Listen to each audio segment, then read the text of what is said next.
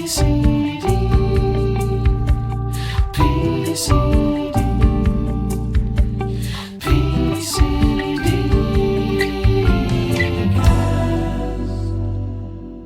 Well, welcome to today's episode where I'm speaking to communication expert Heidi Mallace. Heidi has been well known on the private client circuit for many, many years, and back in 2022, she set up Curayio, a specialist communication consultancy. Today we talk about personal brand and how you can really make an impact both online and face-to-face in 2024. Well, Heidi, great to speak to you today. Thank you so much for joining us on our podcast. Brilliant. Thank you very much for having me, David. So Heidi, we've known each other for some time on the private client scene, and back in 2022, you set up Curayio. Perhaps tell us a little bit about the company. I did, yes. So Curayio is a communications consultancy, and what we do is enable our clients to achieve and succeed through clear, courageous and compelling communications. I mean, typically our clients are individuals, teams and organisations with bold ambitions and often navigating a significant career or business transition. And what we do is offer them advice, coaching and training for communications excellence to propel their visions into a reality. Thank you. And why is this important for professionals? You know, what impact does it have on the bottom line? How you express yourself is important, isn't it?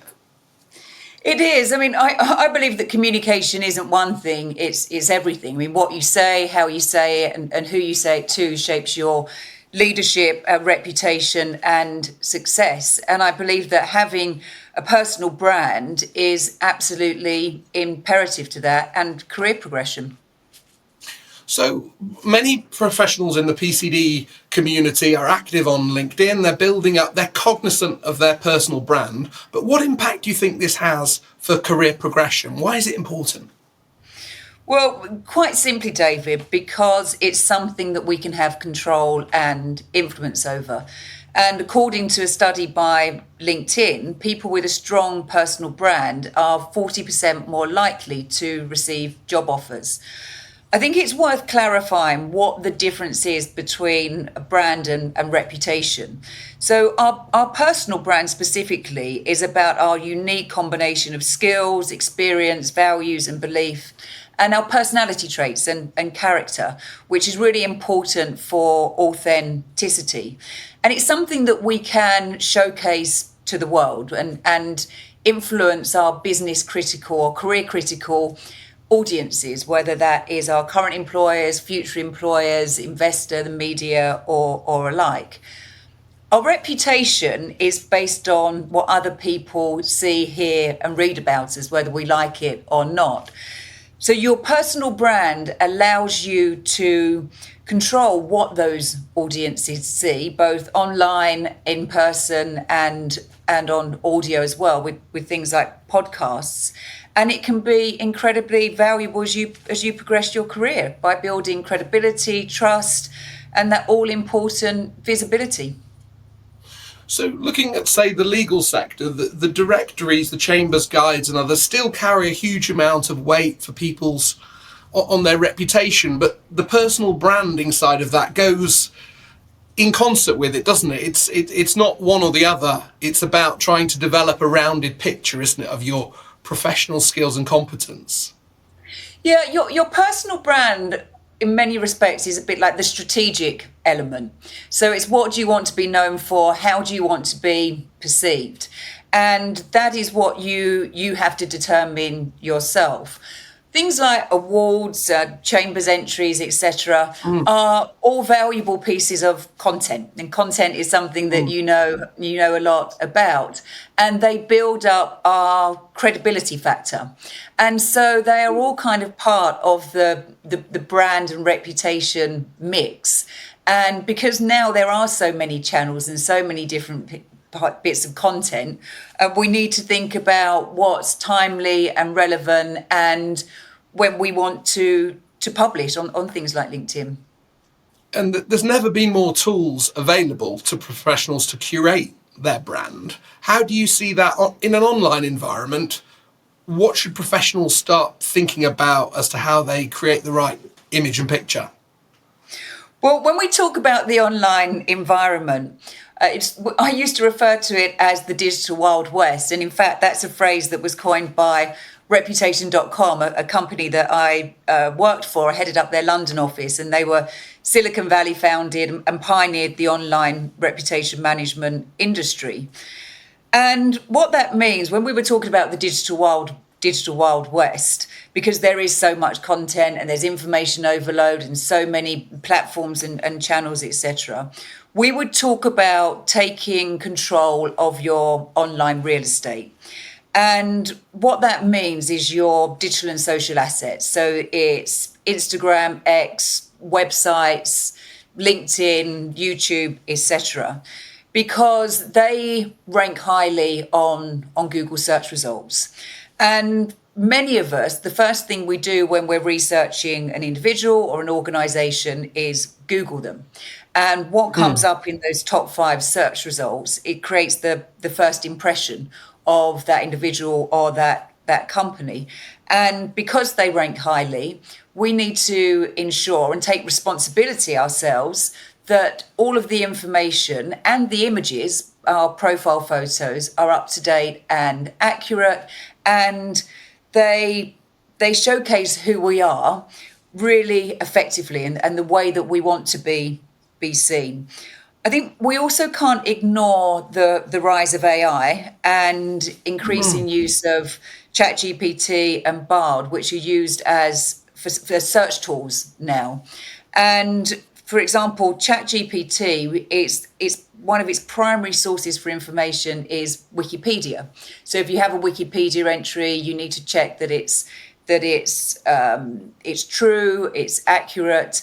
And also the chat searches like Bard, they will pull information from LinkedIn profile. So really do an online reputation hygiene check to see how you're being perceived, because that is how others will perceive you, not only in the UK, but around the world.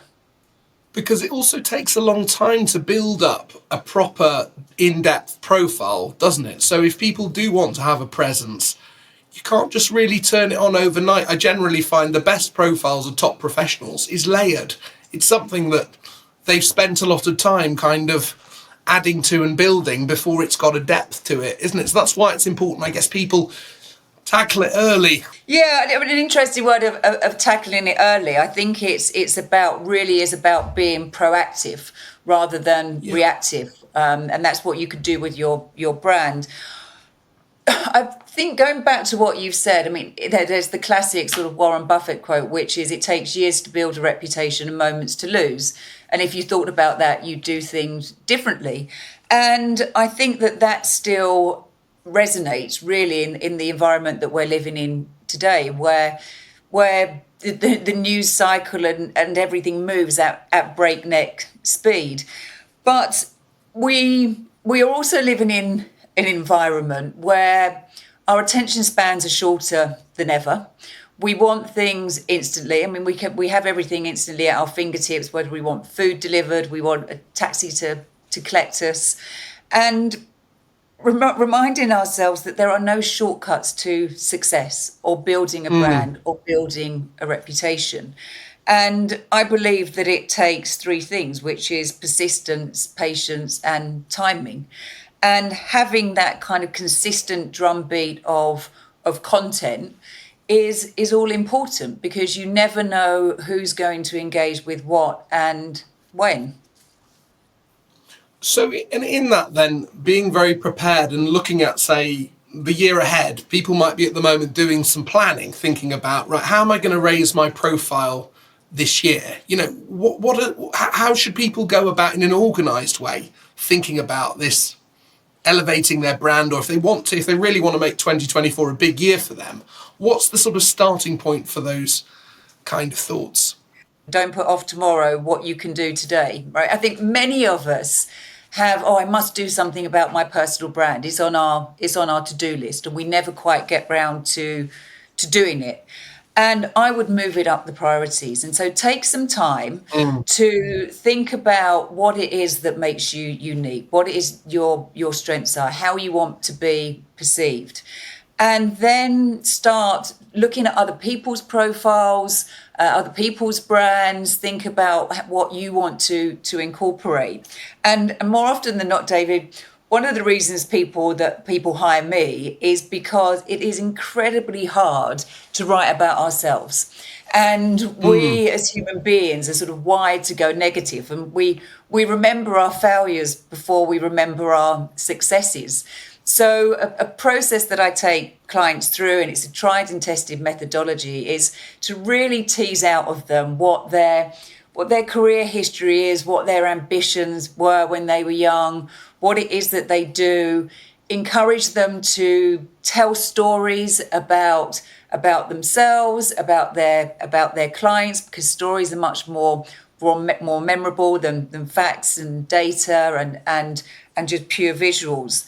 And then produce something which is really quite compelling. And often when I produce these sort of the about us sections or the biogs for clients or their narrative, essentially, they say, gosh, I can't believe that's me. So I think it can, when you're starting, it can be a little bit daunting, but when you start getting into it and you approach it with the mindset of what you've achieved, what you've accomplished, and it doesn't matter at what stage you are in your career evolution.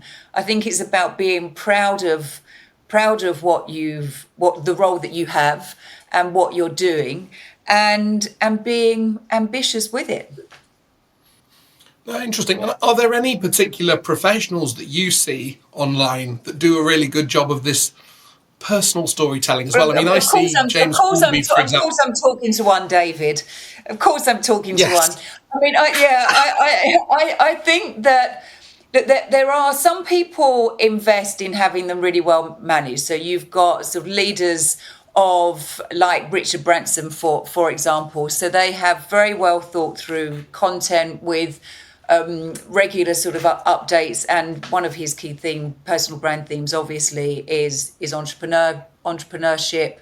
And I think that if you take someone like Richard Branson, it's thinking, well, how can I replicate what he's doing in my micro world? And if I think about myself and what my personal brand themes are, it's all around communication, reputation, and diversity and inclusion. And they're the key pillars. So all of the content that I create and publish and what I want to be known for is those three things. So a really good starting point is thinking about what those three themes are. Then you can build upon it and do that layering, as you referred to.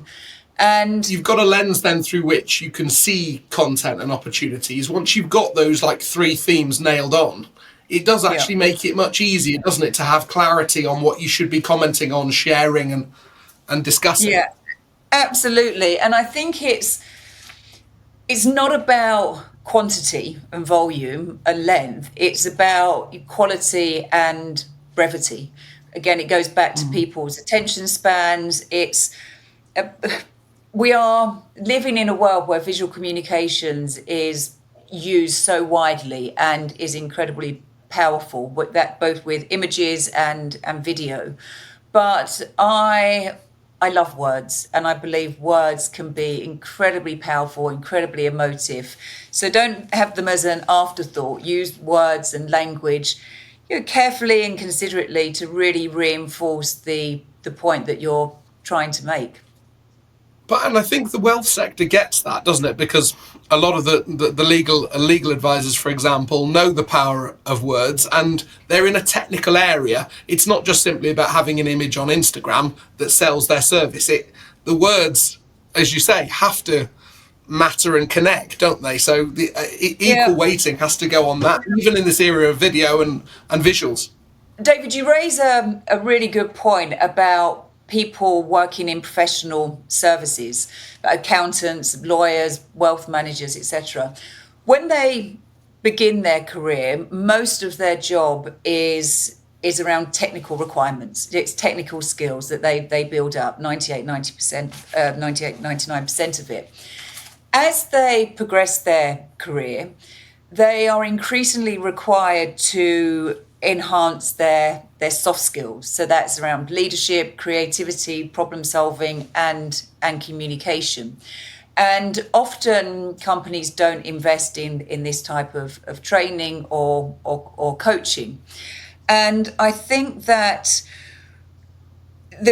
those people in professional services, the sooner that they realise what the value of these soft skills, or as I call them, power skills, because I think soft skills is a slightly archaic term, and a little soundbite of knowledge is that it was a phrase originally coined by the US military in the 1960s and given to anyone who didn't operate a machine, is that they're skills that you can take throughout your career and throughout your life. And we noticed during the pandemic that people in professional services who had historically been a little bit resistant to using social media and online communications and channels like LinkedIn have embraced them much more, and they're active, and they are keen to be seen, and they can use it to build connections, they can use it to build their networks, and they can actually generate new business leads and a lot of new opportunities. Well, I think people realise that although no one wants to be out 5 nights a week networking, if you can pick and choose the networking you do in person and then use your brand to support your BD for the rest of the time, that actually, for busy professionals, makes a lot of sense. I mean, I was in Miami in October, sat down with an international private wealth lawyer. He says the biggest misconception about an international private wealth lawyer is that you're on a plane all the time. They're not on a plane all the time because they have to be at their desk billing for hours, is the reality. And so for busy lawyers and people who charge for their time, the online channel, it has to be part of the mix, doesn't it? It can't be overlooked. Otherwise, they've got to spend more time away from their desk, more time away from their family and friends. I just think the logic of that is compelling. Yeah, absolutely. I mean, you and I remember the old school days when it was all about those interpersonal relationships and being present. And this is something that is coming up consistently with the clients that I'm advising, which is they recognise that in person is still fundamentally important to closing deals. And I think it's going to be a long time before we seal a deal when you shake a hand with a robot. We want to do that with people. However, we can be much more efficient and work we'll work in a much smarter way if we use marketing and digital communications to do a lot of the heavy lifting, to get our messages out there, to be seen by a far greater audience and have more reach. So it's how we use both. And often people will say to me, yeah, but there's so many channels now, there's so many different platforms, I don't have time to create content, whether it's writing articles, doing a vlog or doing a blog or comment on it, I'm just too busy, and being busy seems to be the badge of honor. It's about being savvy. I mean, burying your head in the sand and not doing anything is not an effective way to communicate or grow businesses, and certainly not business development, where so much of the private client world and professional services world is still based on relationships. Absolutely. An important aspect of that sort of technical sell, if you like, in the professional world is either conferences or presentations that you're doing, perhaps team on team. What are your tips for in that in-person presenting mode? How so many people get this wrong. How can they avoid getting it wrong and present with more impact, to deliver what they need? We just hire me, David. It's pretty simple. It is true. I mean, it is. How do some people still get it wrong? And it's in-person conferences, but online as well, because they are often recorded and circulated afterwards, or the content is used for soundbite clips. There's only one thing that can ensure a good performance, and that is preparation. Right? Don't wing it. And people will say, "Well, I'm not an extrovert, I'm an introvert. Well, do you know what? Barack Obama was an introvert, and he's one of the best communicators of all time. And often introverts are better, more effective communicators, because the difference between an introvert and extrovert is that an introvert will get their energy by being on their own, whereas an extrovert gets energized by being around other people. So extroverts tend to wing it a little bit more because they'll get onto the stage, they'll feel energized, they will come to life. But actually, the introverts have the more impactful presentation. And I really make this simple for the people that I work with, is that when you have a conference or an event coming up, whether you're delivering a keynote speech, you're a panelist, or it's a pitch presentation, whatever it may be, think about the three V's. And they are your visual, verbal, non-verbal, and verbal communications. So our visual communication is our first impression. So David, do you know how long it takes to form a first impression? Seconds. Zero point 0.3 seconds. Yeah, 0.3 seconds, whether we like it or not. So some of it does come down to basically what we're wearing. So I say to people, make sure that you're dressing appropriately for your audience, you're professional and polished. I mean, I work with people across many sectors, professional services and healthcare.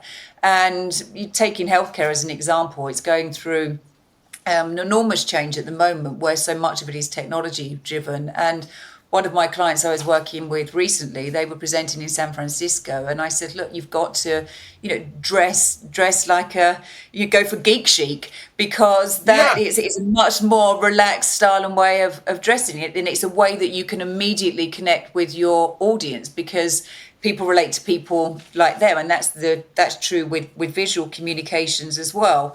And I think it's also what makes you feel more confident, what makes you feel comfortable. And when you step onto a stage, you want to feel confident, and your attire can be part of that. So visual is important.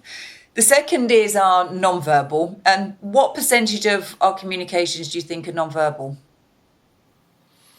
Oh, it's surprisingly high, isn't it? The words are much less important than other attributing factors. But go on, tell me.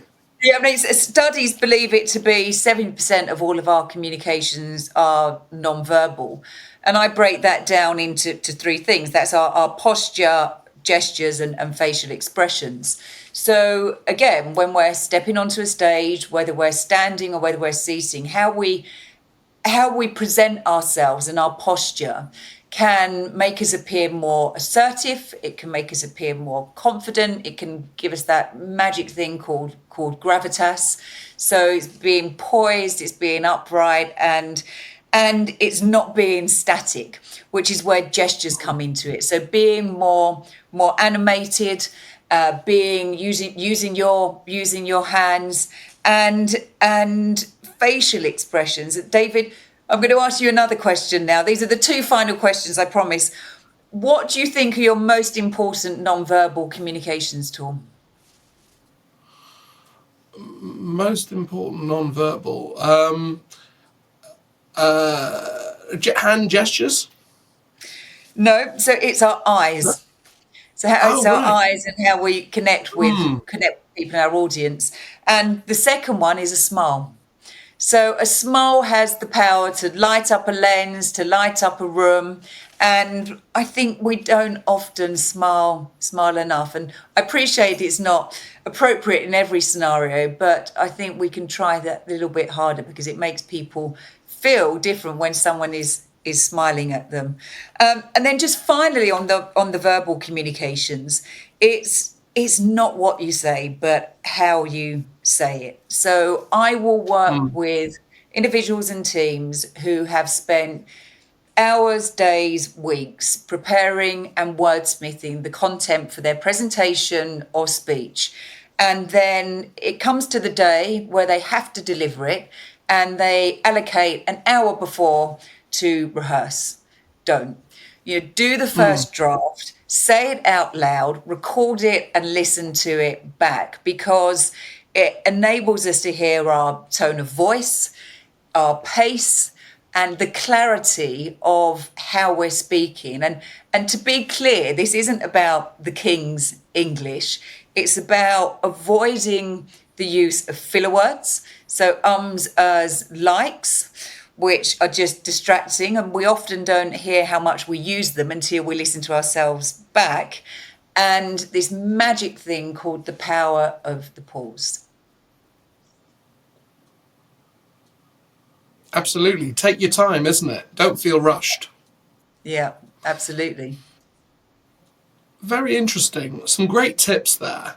And just for people looking at it, many of our members work for global international brands that have huge LinkedIn followings, have a lot of corporate messaging that comes out, but they're trying to make their own position felt as an individual professional building a business within a larger corporate entity. How do you help people try and find their own voice within a bigger corporate brand?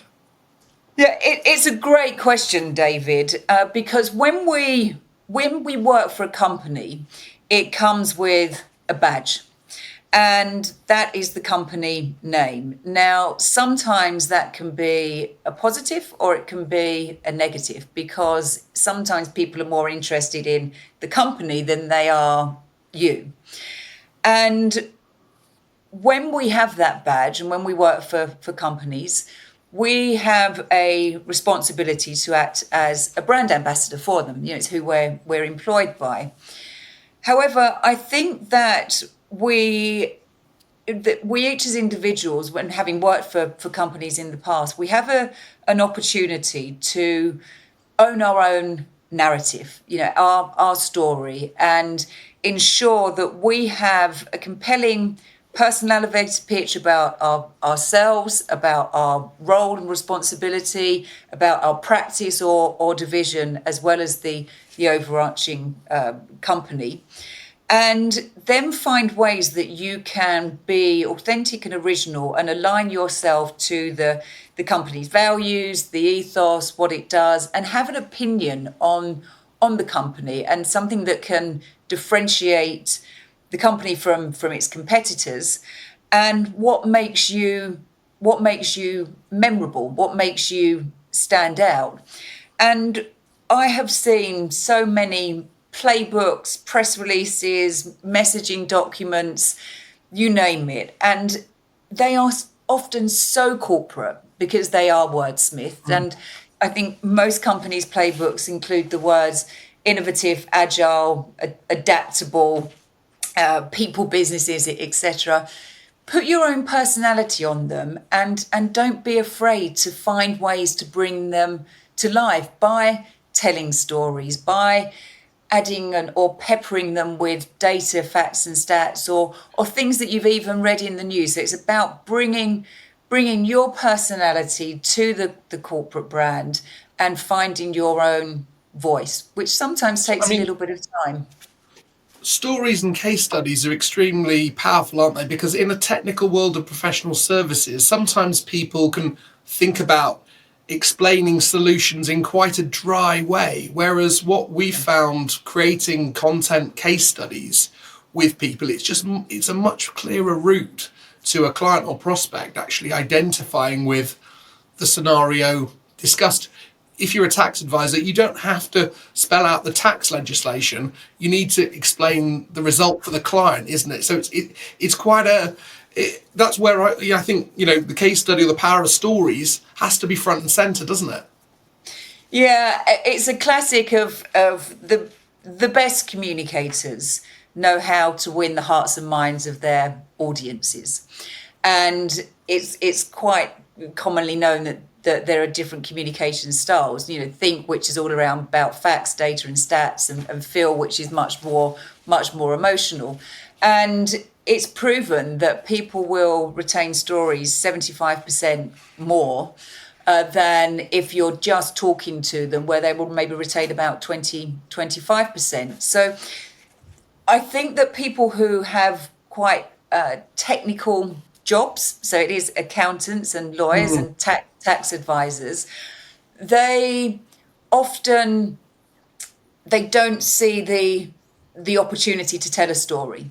and how they can actually turn a successful client project into a story that other people will relate to, whether it's about a family who they've gone through restructuring, which has inevitably saved them money, but is really fit for purpose for the future. So how can they connect? And I think I'm always mindful that, having worked in the private client world for a long time, confidentiality is something that people say, yeah, but we can't talk about our clients. Well, you can find ways to anonymize them, where you can allude to who they are. It's an entrepreneur, it's a billionaire, it's whoever it may be, and it just connects much more effectively. And don't be unapologetic about the results that you've achieved. I mean, I managed to win awards for my clients, get clients jobs at the US government. I think there is a little bit of Britishness in us, unlike Americans, where we don't want to shout about our success. But times are changing, and we should speak a little bit louder about what we've achieved. So Heidi, finally then, what's the one piece of advice that you'd want to give to a professional looking at their personal brand and wanting to make something happen this year? Well, David, I'm not sure if it's advice, but I'm going to give my sort of top 3 tips and recommendations for anyone listening to this. The first is Google yourself. See what comes up in the top sort of 5 results of Google. See what's ranking highly, so your social media profiles from LinkedIn, Instagram, Facebook and X. And then really do a little bit of a reputation audit on those. So is the content up to date and accurate? Have you got your privacy settings on, so that you've got, not everything is public, because more often than not, the default settings are. And then once you can see what's out there, the second is to really take some time to think about your personal brand, what you want to be known for, and what your themes are. And then thirdly, make it happen. Actually start writing about yourselves, get an updated photograph taken of you for LinkedIn. And I can assure you that if you are patient and you are persistent, then you will reap the benefits of having a well-written and curated personal brand in the future. Fantastic. Well, thank you for talking to me today. For people who want more information about Curayio, I imagine they can follow you on LinkedIn, or where are you on socials? Yeah, I'm on LinkedIn, and LinkedIn is my primary channel. I believe you do one, and you do one well. And yeah, just contact me through that. Wonderful. Well, look, lovely to talk to you today. We look forward to sharing this podcast. Brilliant. Thanks, David. Thanks for tuning in. Hope you enjoyed the conversation. Subscribe wherever you get your podcast to make sure you don't miss the next time on PCDcast.